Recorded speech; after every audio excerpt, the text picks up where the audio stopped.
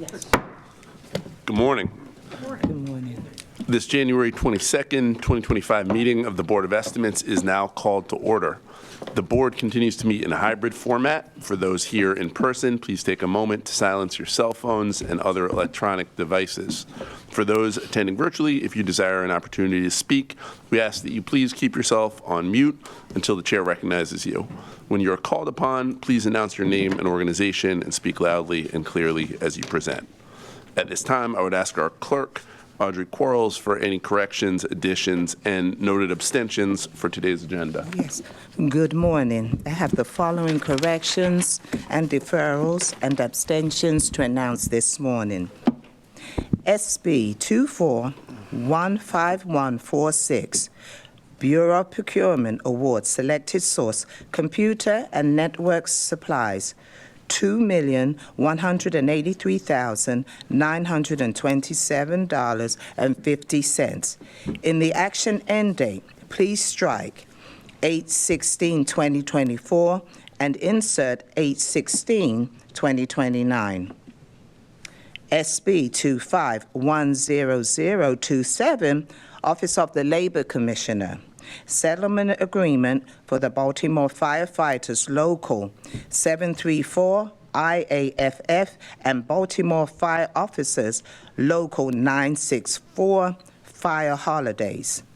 Under funds, please insert the estimated costs based on average wage for non-actives is $191,000 with individual calculations to be done based on each individual's wage at time of retirement or termination. SB 25-10028, Office of the Labor Commissioner. Side letter agreement, City Union of Baltimore, Inc., Cub 911, Operator Series, Fiscal Year 2025 bonus. In the amount of money and source, enter $76,000. In the transaction amount, add the following work tags: 4001 GRT 002851 CCA 001 367 SC 610183. There are no walk-ons this morning. The following deferrals: SB 25-10036, BBMR, Fiscal Year 2024, Year-End Supplemental Appropriation and Transfer Request in the amount of $56,512,669. This item is being deferred to the 2/5 meeting at the request of the Comptroller. SB 24-14636, Parking Authority of Baltimore City, the Emergency Procurement, Group 4, Garage Management Agreements, EPR 000254 in the amount of $497,029. This item is being deferred to the February 5th meeting at the request of the Comptroller. SB 24-14627, Parking Authority of Baltimore City, Emergency Procurement, Penn Station Garage Management Agreement, EPR 000253 in the amount of $320,561. I'm sorry, let me repeat that. $320,561. This item is being deferred to the February 5th meeting at the request of the Comptroller. There are no withdrawals this morning. We have received some protest statements of oppositions for the water rate hearing that will be held this evening at 5 o'clock. And the information will be sent out before that meeting, and that is for SB 25-10155, Department of Public Works, increase for Baltimore City water, sewer, and stormwater utility rates, fiscal year 2025 through fiscal year 2027. 54 statements of opposition have been received. Non-routine items this morning. SB 241513, Bureau of Procurement, Unauthorized Procurement, CoStar Group, $16,596.77. SB 241514, Bureau of Procurement, Unauthorized Procurement, Security Services, $52,133.11. SB 24148687, Bureau of Procurement Increase, SCON 0013552, Itinerus NA Inc., $12 million. I have the following abstentions to note. The Honorable Mayor Brandon Scott will be abstaining on SB 241471, Health Department, a provider agreement with the Johns Hopkins University. SB 241461, Health Department, a First Amendment to agreement with the Johns Hopkins University. SB 241463, Health Department, provider agreement with the Johns Hopkins University. For the Honorable President Z. Cohen, there are no abstentions. For the Honorable Comptroller Bill Henry, he is abstaining on all travel requests and all travel reimbursements. And for the Honorable Madam City Solicitor Ebony Thompson, there are no abstentions. And for the Honorable Khalil Zaid, there are no abstentions. Mr. President, board members, those are all the abstentions, corrections for today. Thank you. Thank you. At this time, I ask for a motion to approve and adopt the opening statement as read by the clerk. So moved. Second. It's been moved and properly seconded. All in favor, please say aye. Aye. All opposed, please say nay. The opening statement has been adopted. I now direct the board members' attention to the memorandum from my office dated January 22nd, 2025, identifying matters to be considered as routine agenda items together with any corrections, additions, abstentions, and no votes that have been noted by the clerk. I'll entertain a motion to approve all the items contained on the routine agenda. So moved. Second. It's been moved and properly seconded. All of those in favor of approving the items on the routine agenda, please say aye. Aye. All opposed, please say nay. The ayes have it. The routine agenda items have been adopted.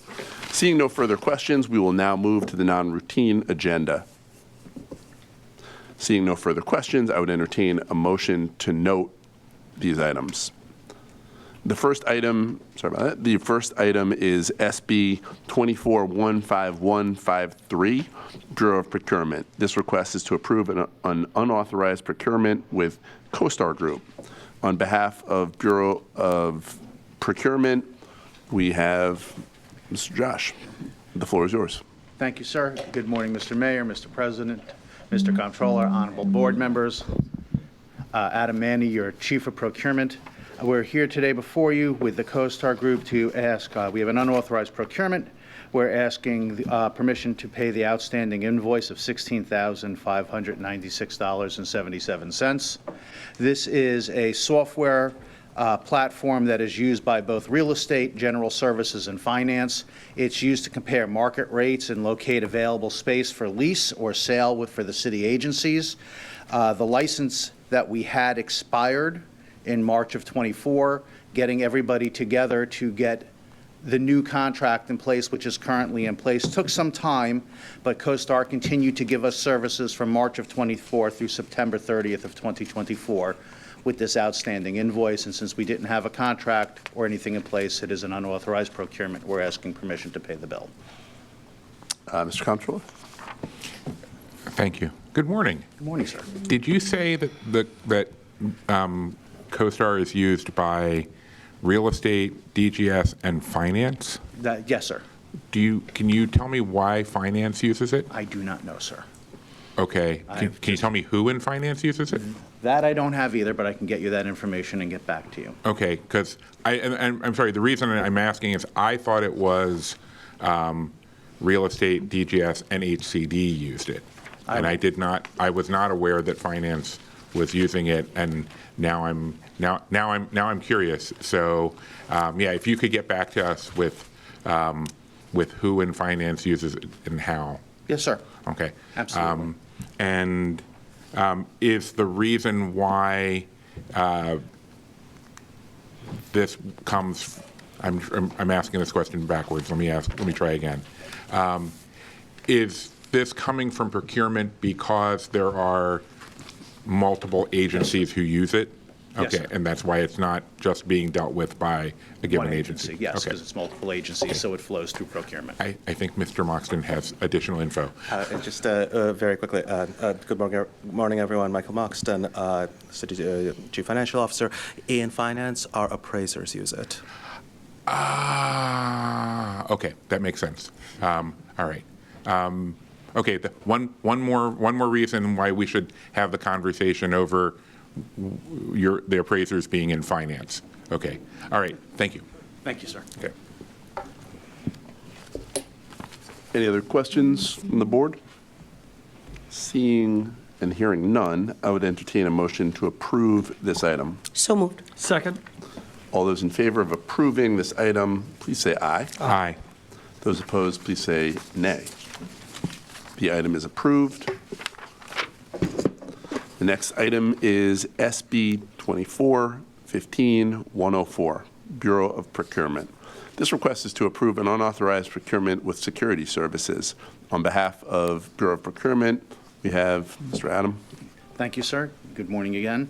This is a request for an unauthorized procurement to pay Abacus Corporation for the funds of $52,133.11. They provided services for 3 MOED locations, Liberty, 24th Street, and Madison. The services ran from January 1st to 24th through June 30th of 2024. A PO was in place, but they did not encumber the correct amount of funds. The SCON then ran out of funds and closed, so they did not have the funds to pay. So we're requesting permission to pay for this and move this forward. The board assigns a value to the contract. Both MOED and other public city agencies pull that money down. MOED did not pull enough money off the contract before the SCON had finished, so the PO did not have enough funds on it to pay the outstanding balance. So since we did not encumber the correct amount of funds, we need to come back to the board to ask for permission to pay the bill. Mr. Comptroller? So is this, I'm trying to figure out where the problem was. So the problem was that when MOED, is it that they didn't encumber enough money? That is correct, sir. Okay, so was that just like a typo? It was or- probably just an estimation mistake on their part as they went forward and what they thought they would needed services and what they actually needed. And by the time they got around to going back to draw more money from the SCON, there were no funds left on the SCON and the SCON was closed.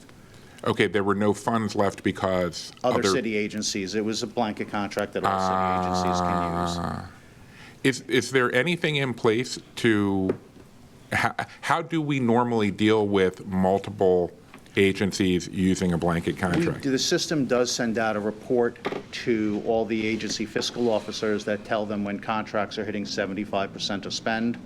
On our part, we are in the process of bringing on a contract administrator. Their start date got pushed back till February 6th. Part of their, and we're interviewing for a second one.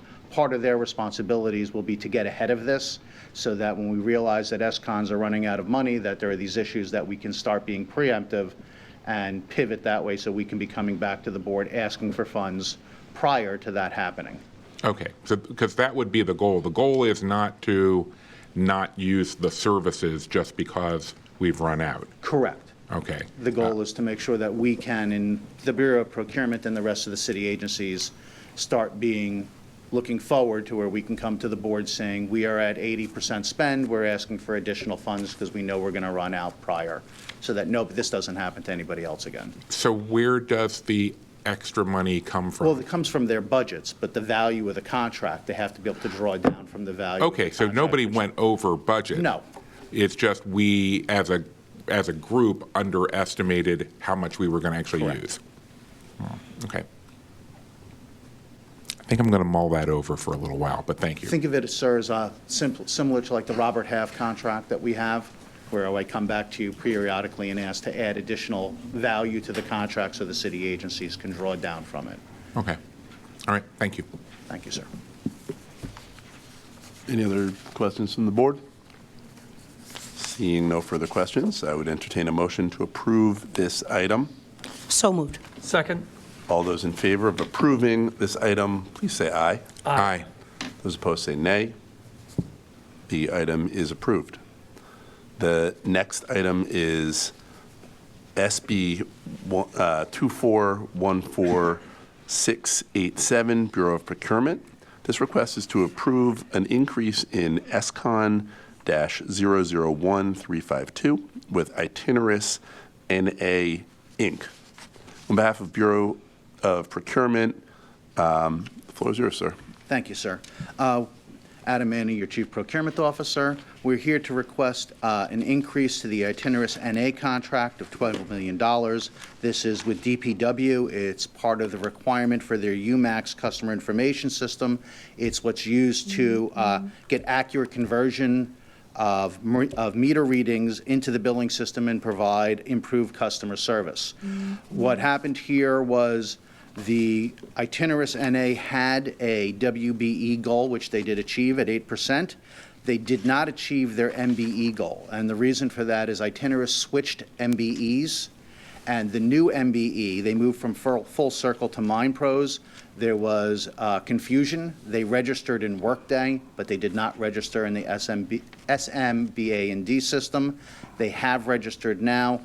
Late last night, we had information from Director Lundy that they are achieving their goals. He was waiting on one last piece of information to make sure that the subcontractors were receiving payment, and the SMB&D had no problems with moving this forward. And so we're requesting permission to increase the value of the contract by $12 million. Mr. Mayor? I just want to know if we have Director Lundy, if he's online.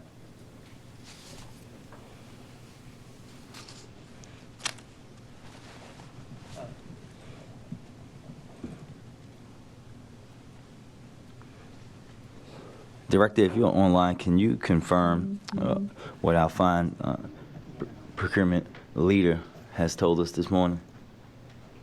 Good morning, Mr. Mayor. Hope everybody's doing well. Yes, we were in the process of trying to complete the compliance review. We ran into an issue where one of the subcontractors hadn't entered their data into the B2G system for us to complete the review.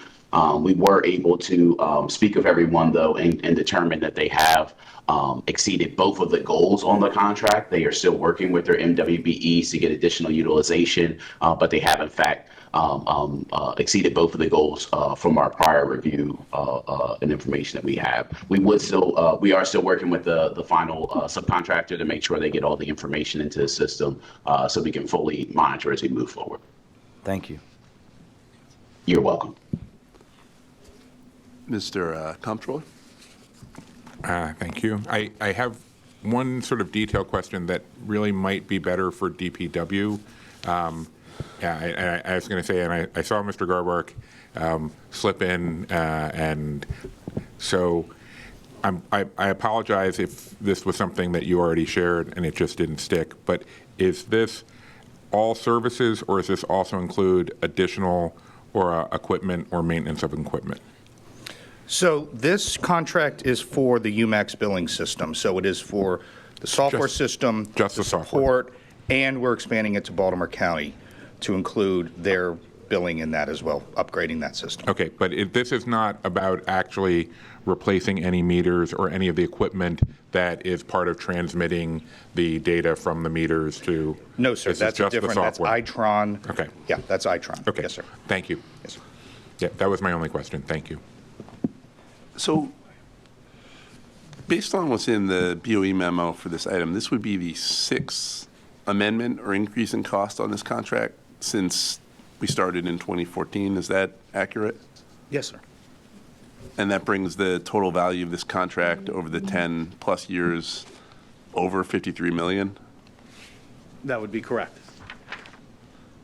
So I was hoping to understand how the city has evaluated this contract and the market analysis we've done during that time that justifies each of the increases and amendments. And if you could, Mr. Garbark, perhaps walk us through, I see beginning in October 29th, 2014, this contract started at $8.4 million and has now ballooned to over 53.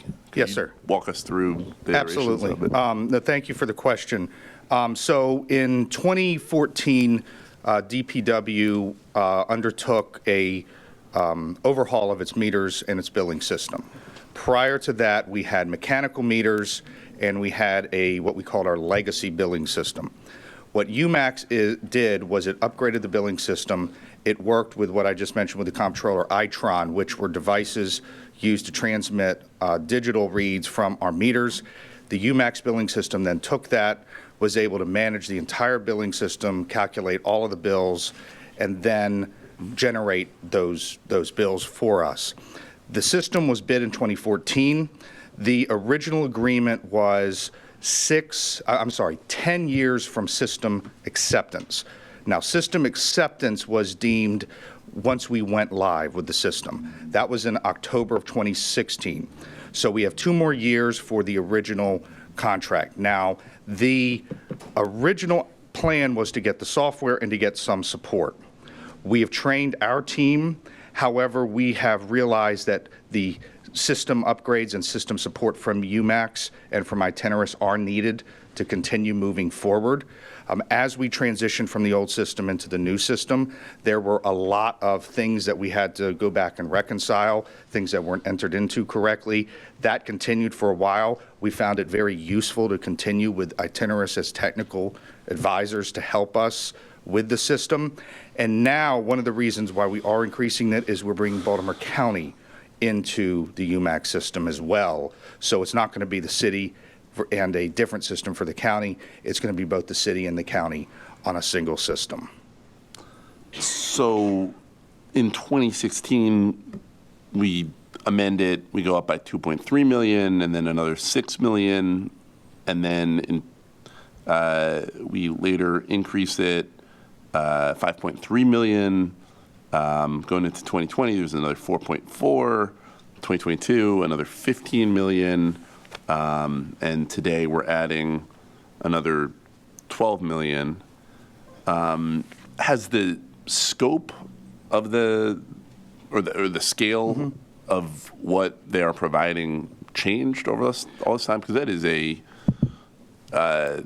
significant increase over these years. Understood, yeah. So there's an annual fee that we pay for service, the software as it is. There's also the technical assistance we pay.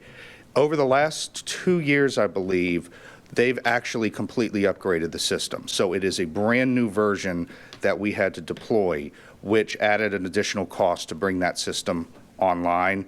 And then, as I mentioned, we're bringing in Baltimore County, which is expanding that to that entire system. So the services have improved.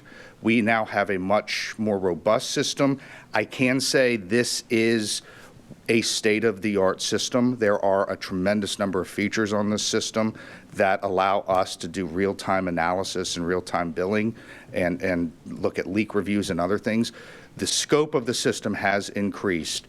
It was a different system. It's now a cloud-based system that has been improved, and we're bringing Baltimore County on as well. Can you talk about any other systems that you've looked at, evaluated, why we have stuck with UMAX over all these iterations? So this is basically the only system that does this. We are sort of state of the practice in terms of this. Most other utilities are still, they send meter readers, they flip the meter lid, they get their reads, they then have to take it back, put it into the manual billing system. This is advanced level utility tracking and billing. So this is really the only system that does this type of work right now. So it's It's an advanced system. We were one of the first in the nation to really go for this type of technology, and this is still the leading technology that's out there, and one of the only ones that's out there at this point. Okay.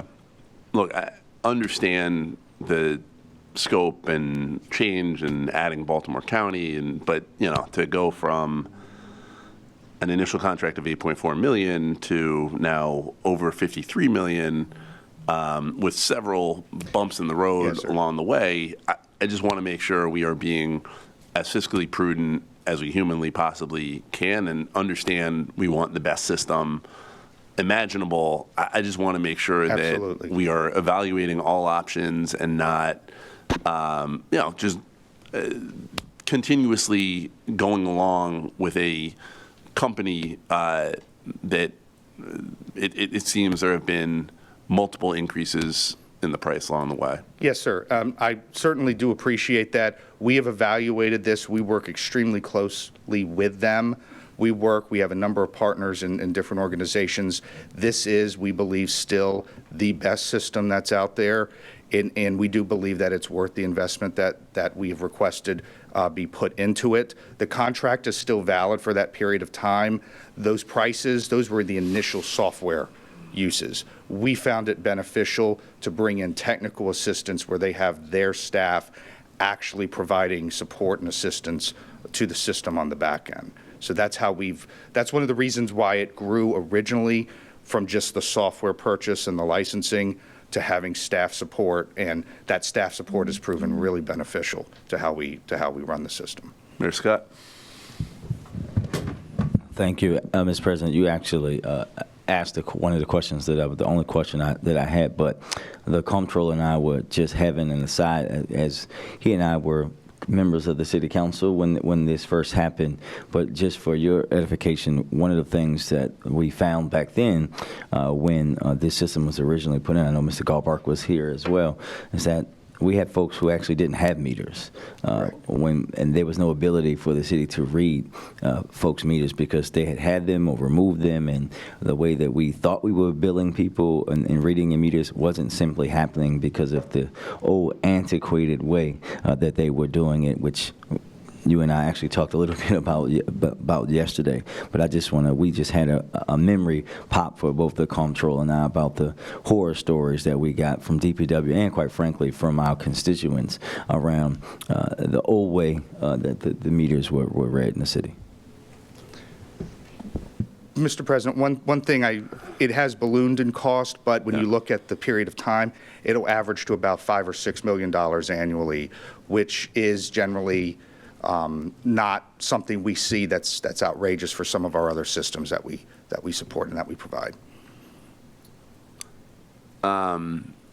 Just for, I like that word, my edification, could you just talk about the improvements in accuracy? I know this has been a hot topic over the years. The mayor mentioned challenges back when he and the comptroller got on city council. Could you just walk me through any analysis DPW has of how much more accurate we've gotten? So so there's a couple of different systems that work together. UMAX is the billing system. Yeah. I mentioned Itron. Itron is the meters. Yeah. So for every meter, the meter is still a mechanical device. So it actually mechanically measures the water that's drawn through the meter. There's a digital device, it's called an electronic transponder, that's attached to the lid of the meter cover. If you notice, it used to be metal meter covers, they're now all plastic because metal did not allow the transmission. But those reads go every hour. There's multiple signals that are sent from every single meter in the city. If you see many of those gray boxes on the traffic signals or lights, many of them are actually what we call repeaters and collectors. They collect all of the signals from every meter. They send it to a centralized system that compiles that, then puts it into the UMAX system. The UMAX system then prepares the bills. We get reads every day, all day, 24 hours a day, 7 days a week. There are settings built into the system called exceptions, where if there is a jump in either usage or billing, it spits that out of the system. And there has to be a manual review. So we get exceptions every single day. Our meter shop then goes out, has to manually review each and every one of those meters, view if it's something wrong with it, see if there's something going on, and then clear that for billing or actually flag that for some sort of repair. What this system also allows is us to detect leaks immediately. So residents can sign up for leak detection. It'll actually send you an alert if you are using more water than you normally do. This has allowed us and residents to find leaks before they become catastrophic and before they really erode their foundation. We have found that this allows us to truly bill to the penny and to the actual gallon of water used. Before that, it was a lot of estimating. We would go out, we would do our manual reads, there'd be 3 months of billing based on previous usage. You didn't know if you had a leak until 3, sometimes 6 months down the line. So this allows us for immediate billing. This allows for, we believe, and we've seen more accurate indications of leaks. This allows us to better establish our cost structure for where, how, when we're going to actually put that money and know that we're going to get this type of assumptions for costs and all based on the actual volume of water used.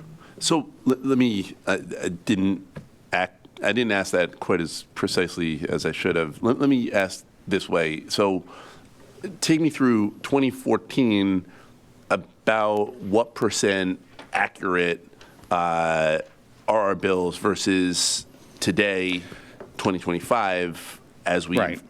are now about to spend $53 million on this system and have Sure. gone with all the upgrades along the way. Just help me understand sort of, if you can, by percent, what we're looking at in terms of accurate versus inaccurate readings. Sure. So I don't have or know a percent offhand, a specific percent. What I can say is billing before 2014 was largely estimated based on prior usage, didn't reflect real-time usage now. Our bills, every single one of our bills reflects the exact usage at the time of the bill. We believe that so I will say this, we achieved, so what we do is we look at what's called reads. Every one of our meters sends reads every day, all the time. When we look at billing, we look at how many reads we get versus how much we then generate in the billing. We have achieved over 99, and I believe we approach 99.9% of our reads going in every month to generate bills. We then clear those exceptions, and we clear almost all of the exceptions every time. So I don't have the exact number in terms of accuracy versus inaccuracy. I can say that this is all based on real-time exact data. The previous system was largely based on estimates, which were then addressed later on down the line if there was a leak or some sort of issue like that.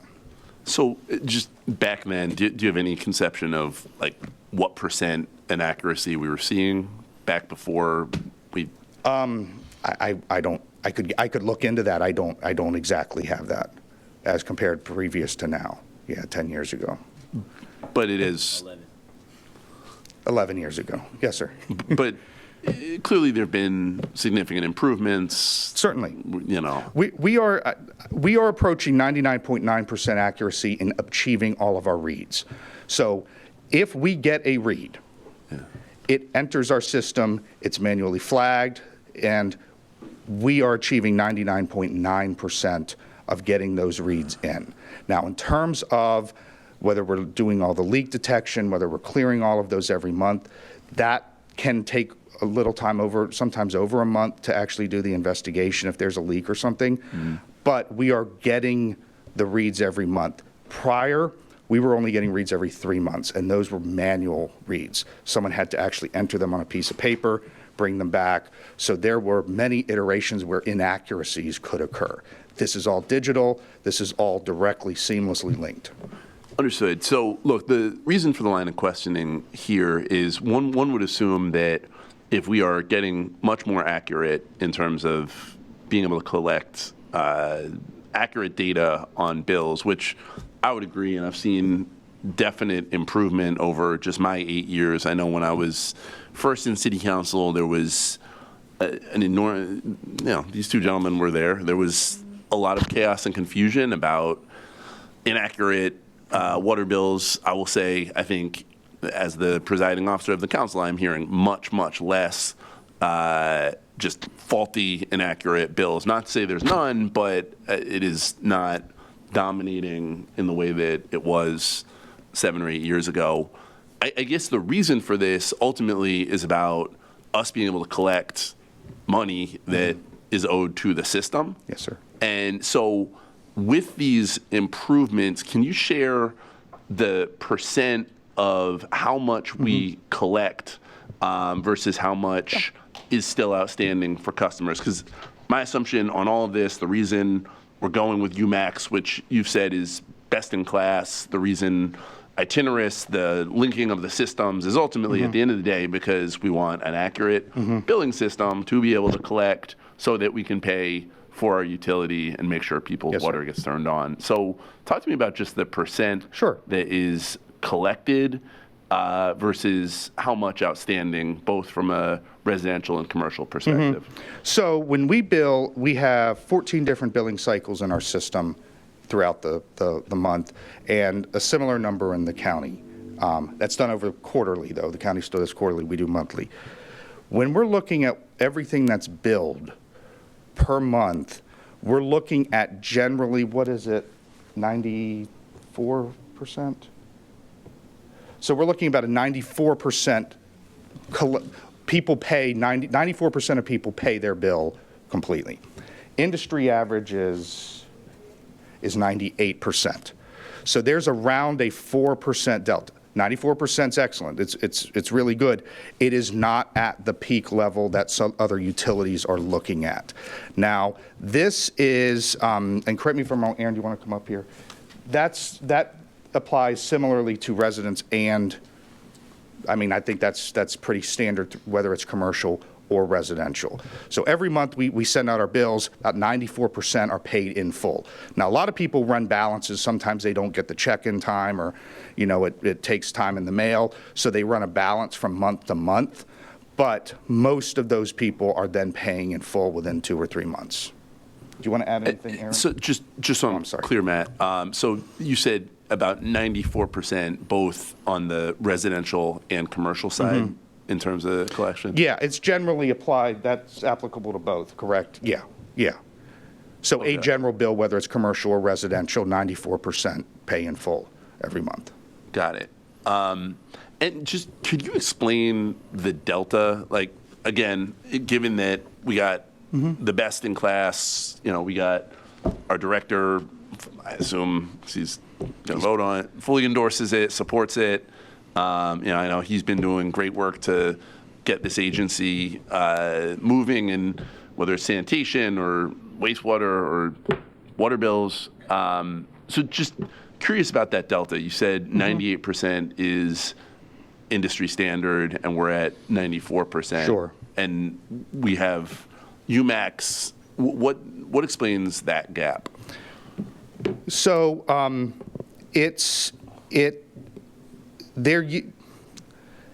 the city collection system, and obviously the finance can speak more for this, was largely based on tax sale. In the last number of years, there have been a number of incidents where people had lost their homes and their property because of delinquent water bills. There were errors in a lot of those transactions, many of them predating the system. That's actually one of the reasons we got this system in place, to make sure that everything is accurate. We are no longer permitted to utilize tax sale for residential accounts. Right. We utilize tax sale. It can be utilized for commercial accounts. This issue has been part of the area where we're working very closely with the finance department to look at our collection efforts. To actually do a more robust direct outreach. We've started with commercial accounts. This past year alone, we've collected $56 million. from around 46 accounts. Just 46 accounts account for $56 million. We're now going account by account, entity by entity, and we're going to go and try to get these accounts. The problem is when we have to go proactively, send letters, threaten legal action, all this stuff, it's very costly, it's very timely. Sure. It takes a long time to do that. At the end of the day, the system, it's permitted to be turned off. We can turn off the system. That is something that we have avoided and have been very much not looking to pursue. We've been trying to look at more incentives and assistance programs where people who are struggling, we can get them into plans. We can actually help them with Water for All, which gives them a discount for low-income residents. And we're looking for more egregious ones. We can go after them legally, and we have. That's where those 46 accounts have come from. But that's part of the issue here, is just that enforcement piece and looking at the tools in the toolbox and making sure that we are using them fairly, equitably, and prudently, and not overburdening one entity or another, but doing them fairly. Mr. Mayor? He answered. Okay. And just so I'm clear, we could turn off someone's water, but we are attempting to take an approach which acknowledges all the hardships someone might be facing and sort of coax instead of take the hammer. And just so I'm clear, how does that contribute to not ultimately collect? I mean, I would assume at the end of the tunnel, we're still going to collect the water bill. So all water bills attached to properties as liens. Right. So at the end of the day, if a property is ever sold, transferred, the title cannot be cleared until all outstanding liens are dealt with, and that includes water bills. Mm-hmm. So at the end of the day, we do get paid when that property, but it could be years. It could, if there's an issue where it falls into disarray or vacancy or something, that can be an issue as well. But, what we can do is prevent that turnoff, is to prevent any future usage to run up a potential bill if they haven't been paying. We've been trying to avoid that. Understood. And just, again, for clarity here, you mentioned tax sale. When we were doing the tax sale, you said there was some inaccuracies and it was sort of, slippery in terms of how the system was working. So has accuracy, like that 94% that you just cited, has that gone up since we stopped doing tax sale on the residential side? Has it, I assume tax sale is sort of, a threat that would compel one to pay, but you're saying we were sort of inconsistent in its application. Can you just... When it was still a option, the mere threat of tax sale would get tremendous compliance. We would see many people coming to the table. There are people, many commercial entities that, if they have a bunch of bills, and we've talked that people have even been open about this, they know that this is not one that they're going to prioritize if they have all these other bills that they're going to pay. Sure. Because, they know that they're not going to be going to tax sale.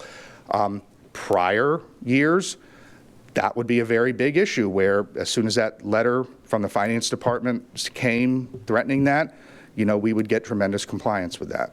So that has been one of the large issues, is that change from what we used to do, which was admittedly a harsh, it was effective, but it was a harsh way of doing it, to now we're trying to do more incentive, more proactive reach outs, but there is that gap, as you mentioned. So the gap has expanded since we stopped doing tax law on residential. Okay. Yes, understood. And then I'm going to end this line of questioning, and if any of my colleagues have anything, just help me understand, again, that 94%, which 4 points below where we want it to be in terms of industry standard, what are we doing to collect, like what, I know you mentioned incentives and Water for All, and, sort of taking a more, I would say, humane approach to supporting people who may be in financial distress, but also knowing that some of it may be folks on the commercial side that, or even on the residential side that may not be in financial distress. What are we doing to recoup the percent that we're losing as we bring on this, amendment that is going to cost $53 million more? So we have stood up, worked with the finance department and our law department to stand up an internal collections unit. That team works out of our water billing unit. It is dedicated completely to collections. We are focused on commercial accounts, and we did the largest accounts with the largest outstanding balances first. That is occurring daily. They send letters, they have phone calls, and we've actually worked with the law department to take legal action. This is the biggest, I don't want to say, the biggest bang for our buck. We've started getting that. We've collected about 40% of outstanding commercial accounts. That accounts only for 46 customers, and that's $56 million that we've been able to get back. Wait, sorry, could you just say that? Yeah, so our commercial accounts, we have collected about 42% of outstanding bills to date, just this past year. That's $56 million. That accounts for maybe 46 customers, that entire $56 million. So the remainder of that, we are continuing. It's going to be tougher because it's a much wider array of customers now, but we're going to do the same thing. We're doing letters, we're doing phone calls, and if need be, we're taking legal action with the law department to take people to court to get that money. Understood. So just, again, these are not individuals who are in financial, these Correct. are $1 million+ per customer. Yes, sir. At the commercial level. Yes, sir. We are being very aggressive, and we are being relentless on that front. Mr. Mayor? Mr. President, I just for the public record, the contract isn't 53 million more, and it's 12 million more. Understood. 53 total. Right? Okay. Again, I would hope that we are moving as aggressively as is humanly possible to close that gap and to at least get to industry standard, if not exceeding that. And I do recognize there have been improvements in collection, and it's important to lift that up. But still, that represents a significant amount of uncollected bills that could help to support our utility. 77.3 million. Yes, sir. Thank you, Mr. Garbart. Mr. Thank you, sir. Comptroller, anything? No? Okay. I enjoyed your line of questioning. So. Seeing no further questions, I would entertain a motion to approve this item. So moved. Second. All those in favor of approving this item, please say aye. Aye. Those opposed, please say nay. The item is approved. Seeing no further questions, seeing no further, all right, I think that was it. All right. As there is no more business before the board, we will recess until 5 p.m. today, when we will reconvene in this chamber to consider the proposed rate increase for the city's water and wastewater system. Aside from today's reconvened meeting at 5 p.m., the next regularly scheduled meeting of the Board of Estimates will occur on Wednesday, February 5th, 2025 at 9 a.m. I thank everyone for participating and tuning in. Baltimore, stay safe and stay warm.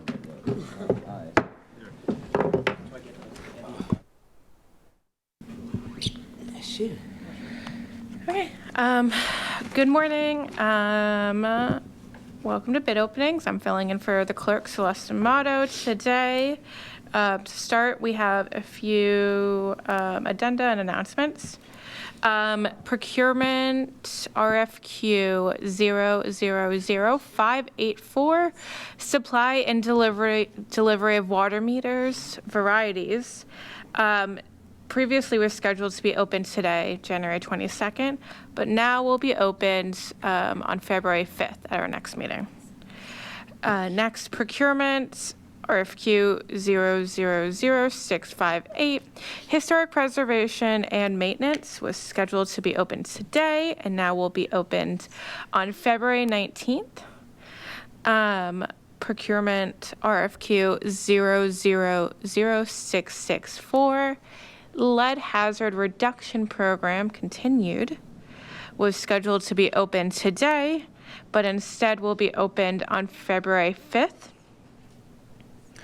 And finally, procurement RFQ 000638, City Watch CCTV maintenance, support, and expansion. The Part B was scheduled to be opened today, the Part B, but will now be opened on February 5th. We have 1, 2, 3, 4, 5. We have 5 solicitations to open today, but 2 of them have a lot, so this will go slower, and we appreciate your patience as we started later than usual. But we want to go slow to make sure that we get everything right. So thank you, viewers at home and in the studio audience, for bearing with us. We're going to start with procurement. Everything is procurement today. RFQ 000560, supply and delivery of surface mount delineators. Lot 1, crosswalk, and Lot 2, traffic flex post. We have one bid for this bid, and we should be looking at 2 duplicates and 1 original. And I'll defer to my colleague to read the amount. Yes, good afternoon. The first bid is from National Highway Products, Inc. This is for RFQ 00560.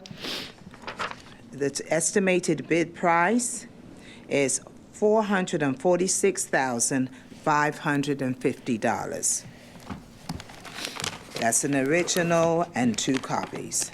All right, I'm going to read the number back to you, and to validate that, it's 446,550. Yes. Cool. That's National Highway Products, Inc. The sole bid received for RFQ 000560, supply and delivery of surface mount delineators, Lot 1, crosswalk, and Lot 2, traffic flex posts. The next up is a Part B opening for procurement, RFQ 000605, Risk and Claims Management Information System, RMS, Part B. We, the Bureau Procurement, have opened 4 of the technical bids received and want all 4 to have their prices open. Sorry, searching for words. This is going to be a list price, so just confirm that you see a price or itemized price. Yes, this is for Risk Connect Clearside LLC. This is the price proposal.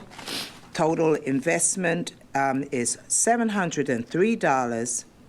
I'm sorry, $707,003, $386. It's okay. They just want us to read the itemized list for this one.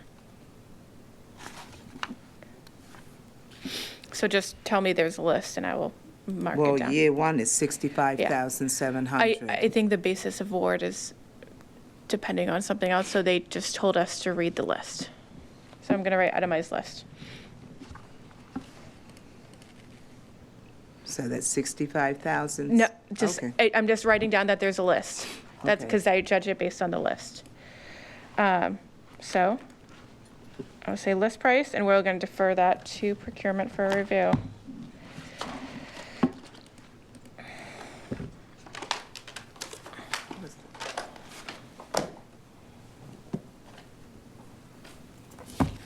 This is also the price proposal, okay?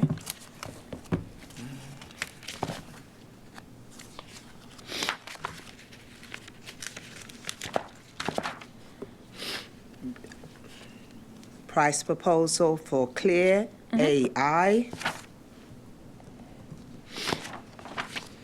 And it should just be, and I think I can see from here, it's just a One- list. 100,000. Yeah, they want us, we're just going to say list price. We're not going to say the amount. Okay, that was it? Yep, thank you. 100,000. All right.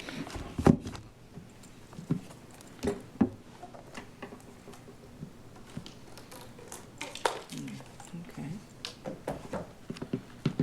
And that one.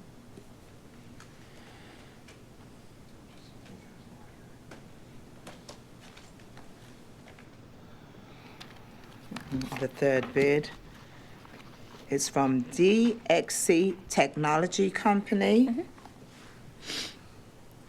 And their price is $108,976. We're just doing list price. That's where, okay, well, that's where the All right. sticky is. List, right, list price. And then we should have one more bid for this RFQ.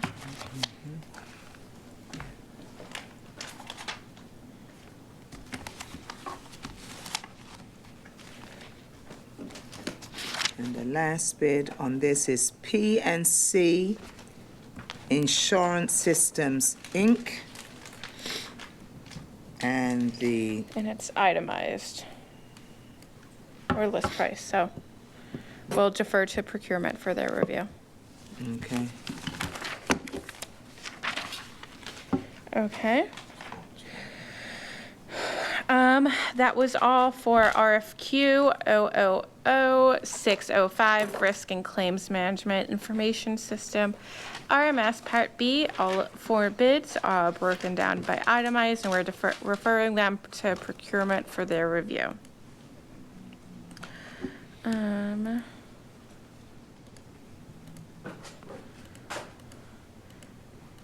For our next bid, we have 1, 2, 3, 4, 5, 6, 7, 8.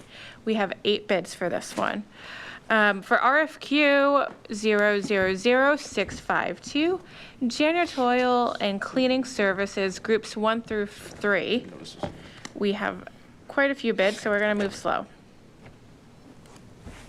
okay. Our first bid is from Golden Gate Service, Inc.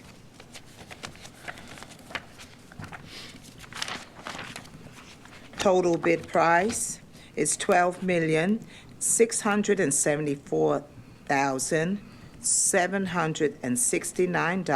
$12,674,769.27. Can you read that one more time for me? Sure.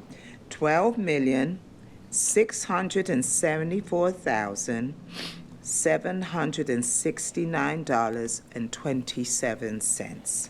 Okay. And how many duplicates do we have? And we have an original and one duplicate. Do we have a flash drive? Yes. One flash drive. Okay, and can I read that number back to you to confirm? Okay. Let's make a correction on this one. There's an original. How many dupes? That's what I was asking.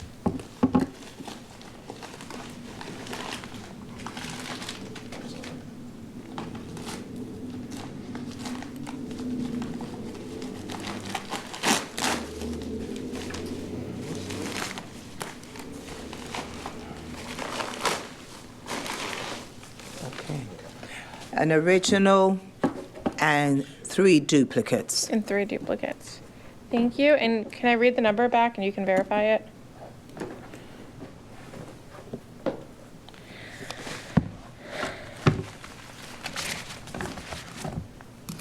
One, 2, comma, 674, comma, 769.27 Yes. for Golden Gate Service, Inc. Thank you.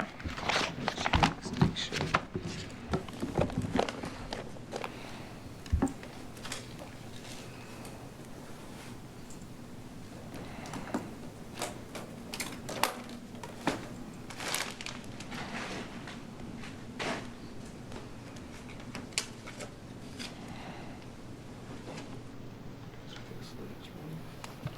Okay. The next bid is Beck and Call Professional Services, LLC. Total amount is $14,381,552.80. How many duplicates do we have?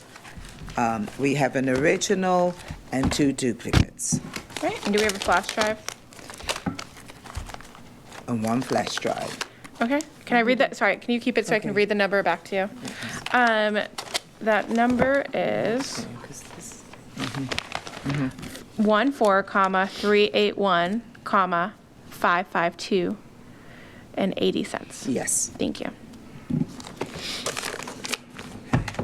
The next bid on this is Bayside Commercial Buildings Services, LLC. Total amount is $14,973,354. All right, I'm gonna read back. 14,973,354. Correct. Okay, and how many duplicates? We have an original, 1 duplicate, and 1 flash drive. Rubber band. Cool. Next one. Thanks. The next bid on this is the Maryland Luxury Cleaning Services, LLC. Total bid amount is $11,414,731.89. Okay, gonna read that back. 11,414,731.89. Correct. There is an original and 2 dupes and 1 flash drive. Thank you. And that was for Maryland Luxury Cleaning Services, LLC. Correct.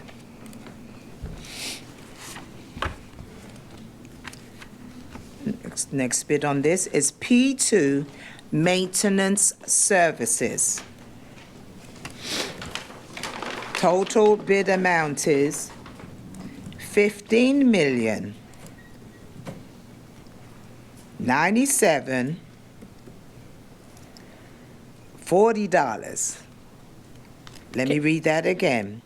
15,040.00. All right, I'm gonna read it back. 15,097,040, decimal point 00. Correct. There is an original, 2,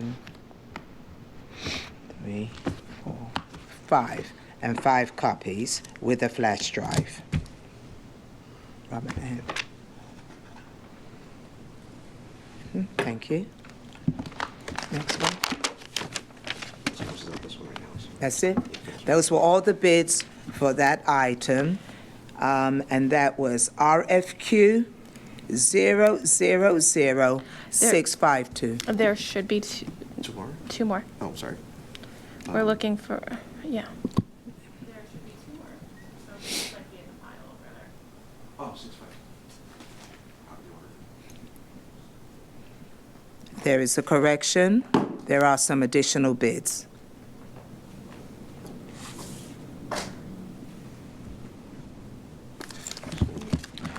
This is still RFQ 000652.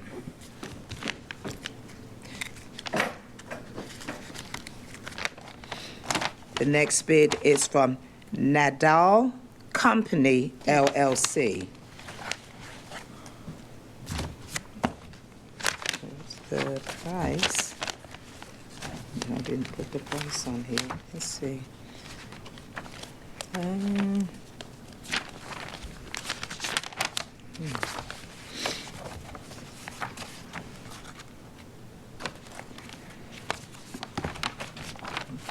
big price, let's see.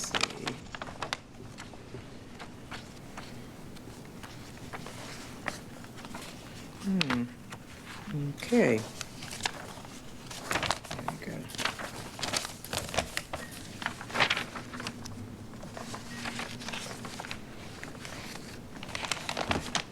The total price for this bid is $3,417,165. Sticky. That is $3,417,165. Got it. All right, I'm going to read back 3,417,165. Correct. And how many, can I see that for a minute?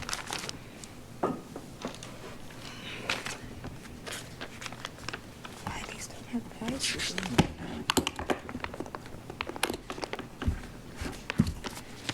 Okay. That's interesting. Thank you. Sorry, how many duplicates? We have an original and one duplicate and one flash drive. Thank you. What is this? Who's this? In actual fact, it's an original and two dupes. Thank You have a you. rubber band? All right, so that was for Nadal Company LLC. All right, and then 1 this second. and The next bid is from Multicorp Commercial Cleaning Systems.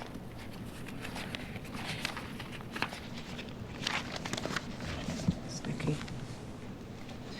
That bid price is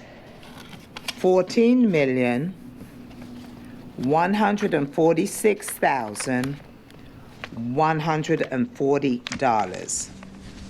okay, I'm gonna write back.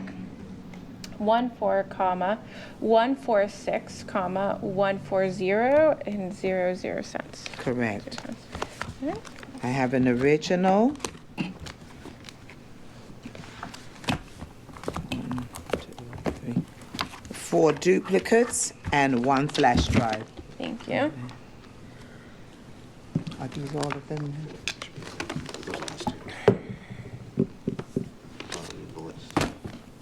That's it? Okay, and that was RFQ. There should be one more from Integrity National Corporation. Oh, Jesus, sorry about that.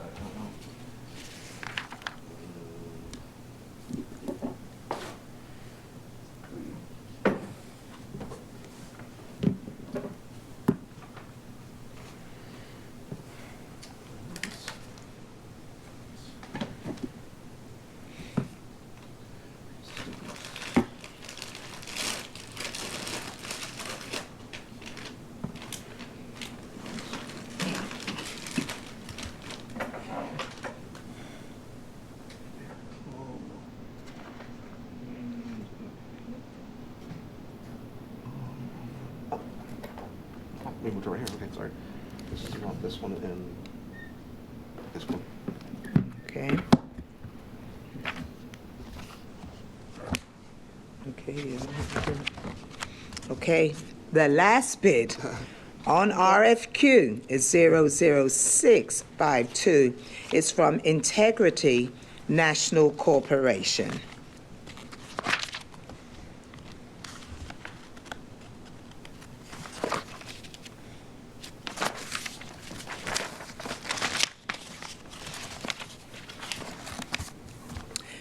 The total bid price on this is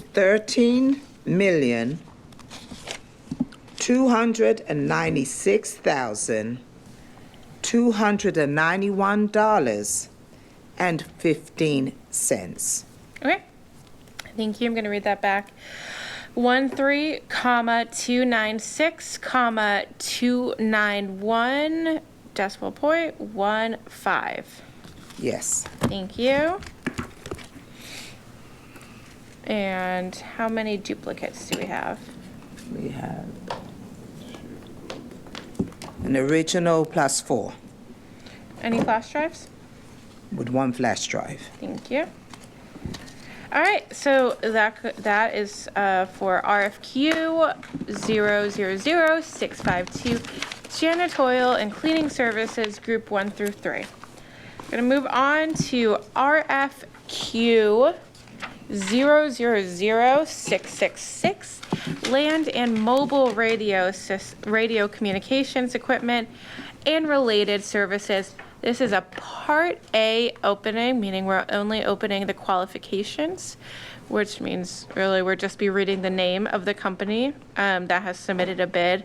Everything else will be referred to procurement and the requesting agency for their review and recommendations when we need to read their Part Bs.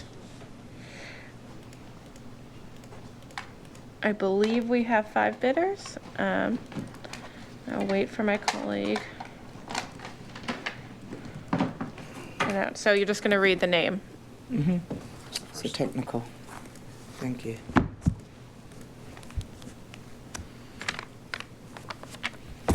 Okay. This is RFQ 000666.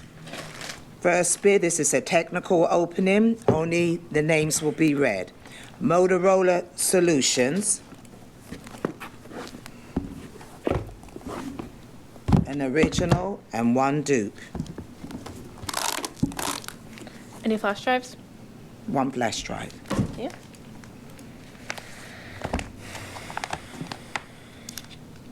Okay, who is this from? Okay, the next bid is from Nanhai, which is NANEHI Networks LLC. Thank 1 original and 1 dupe. Any 1 flash drive. Thank you. It's Part B's. Just put that with the one you just gave.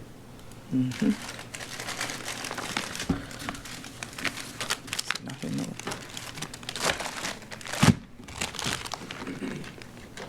The next bid is Radio Systems Integrators, Inc.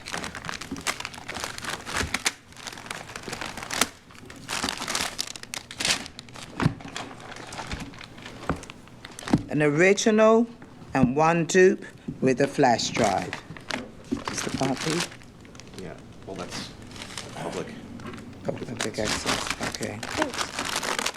It should have been opened. Where's your Part B on this one? Would be. So I didn't open anything else. Okay.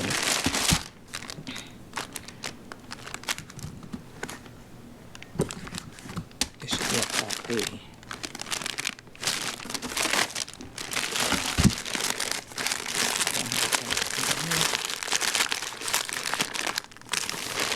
It's in Part A, so I didn't open anything else. I need to come back to this one. Hold that one right there.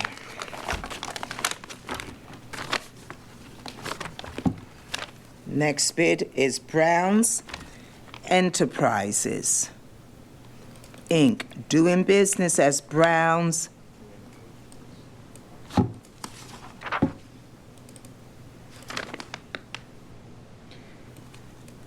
It's communication. Communications. Thank you.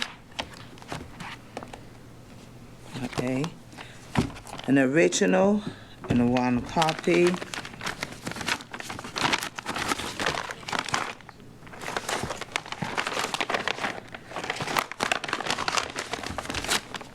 With a Part B.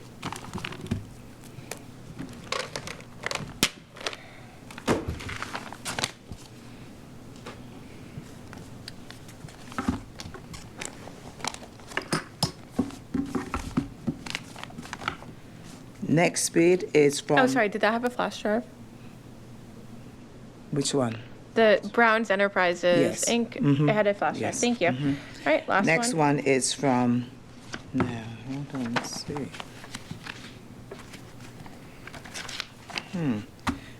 This is saying Viacom. Who is this? Let's make sure. Give me 1 moment. I know I'm looking at the It's Beercom. Can you also give me their address? The address for Beercom, well, 9104 Guilford Road, Suite K, Columbia, Maryland, 21046. Okay, thank you. That's an original, one copy with a Part B. Thank you. That goes there. And I believe that here, and they have a flash drive. Thank you. All right, so we have the following bidders to conclude for RFQ. Can we zero. hold on one moment, Yep. please? This item, I'm looking for a Part B. This is the bid from Radio Systems Integrator. I see a Part A. We do not have a Part. We have a public access Okay, but envelope, but we do not have a Part B. okay, thank you. I'll make a note. We have not received the Part B for Radio Systems Integrators, Inc. I recommend it goes to the law department. We will refer To the law department. this to the law department. Thank you. The law department or procurement. Thank you. Thank you. All right, we received the following bids for RFQ 000666. Beercom, Browns Enterprises, Inc., doing business as Browns Communications. Sorry, let me just fix that typo there. Motorola Solutions, Inc., Nanahigh Networks, LLC, and Radio Systems Integrators, Inc. Thank you. We have one final bid to open. That's RFQ 000673. Stihl, OEM parts, service, and equipment.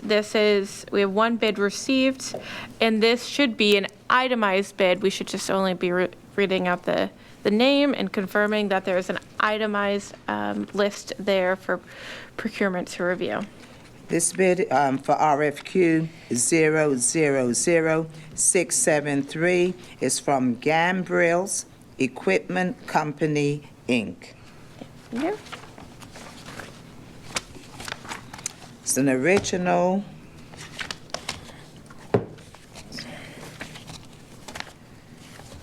And 2 dupes. Thank you. It's itemized. Great, thank you so much. That concludes our bid openings for today, January 22nd, 2025. The bid tab sheets will be posted upon the Comptroller's website by close of business today. And that's it. Thank you for attending, and thanks, Trump TV.